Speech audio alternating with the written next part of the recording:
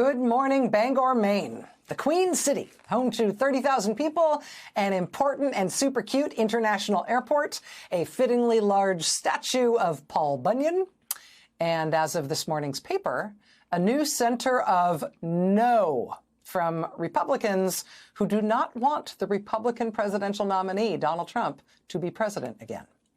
As headlined in the Bangor Daily News, quote, "We chaired the Maine Republican Party. We endorse Kamala Harris for president." This op-ed today was written by three different former chairs of the Maine Republican Party.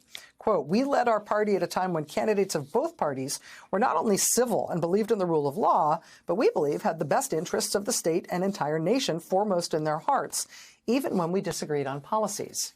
We see these same positive characteristics are on full display in Vice President Harris and her candidacy.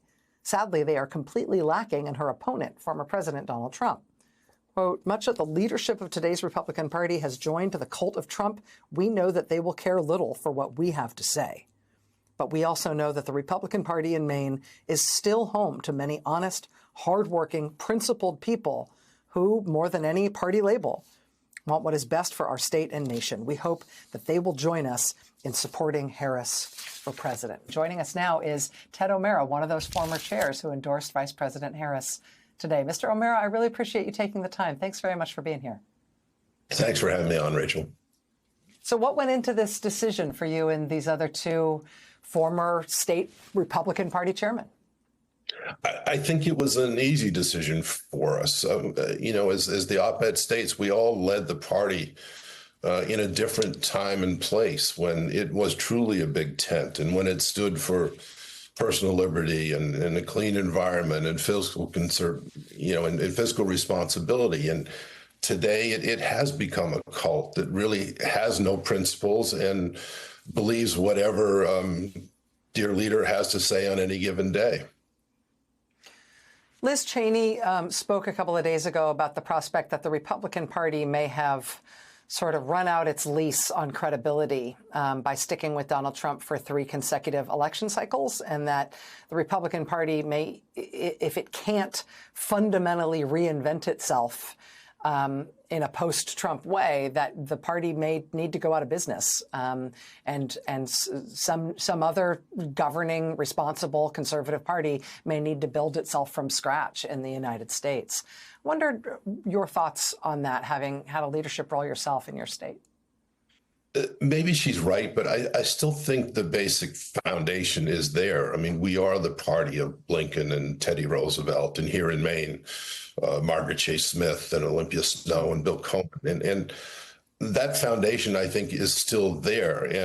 But I think we have to end Donald Trump's reign before that party can rebuild. I mean, all of us who once led the party and many of us who, like me, have left the party, none of us rushed out to become Democrats, but we left the Republican Party because it no longer stood for the things that we believed in, and it no longer stood for the things that the party has always stood for. So, and also, Rachel, I think over the last decade or so, just the constant chaos and insanity that we've been put through, we have to put an end to it. And the only way to do that is to get behind Vice President Harris and Tim Walz and join them in a new way forward. That's the only way the Republican Party or any other alternative party is going to be able to emerge.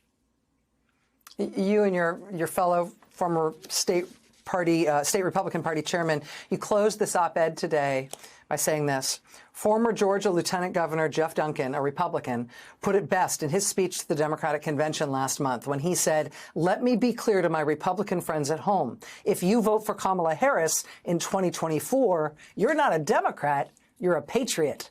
And then you close your op-ed by saying, "On November 5th, be a patriot."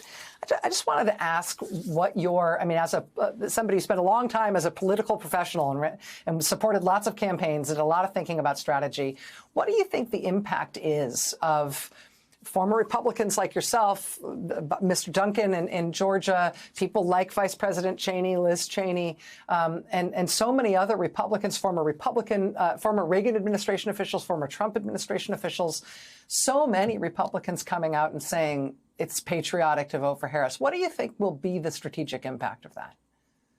I hope it helps people feel that it's okay to join us, that putting your state and your country and your family before any party label is the most important thing you can do.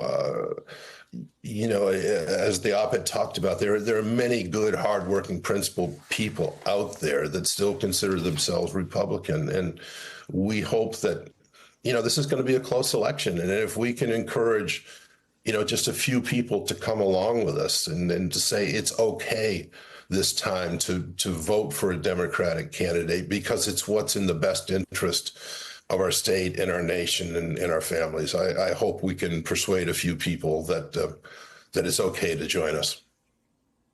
Ted O'Mara, former Maine Republican Party chairman. Sir, thank you. Really appreciate you being here. Thank you, Rachel.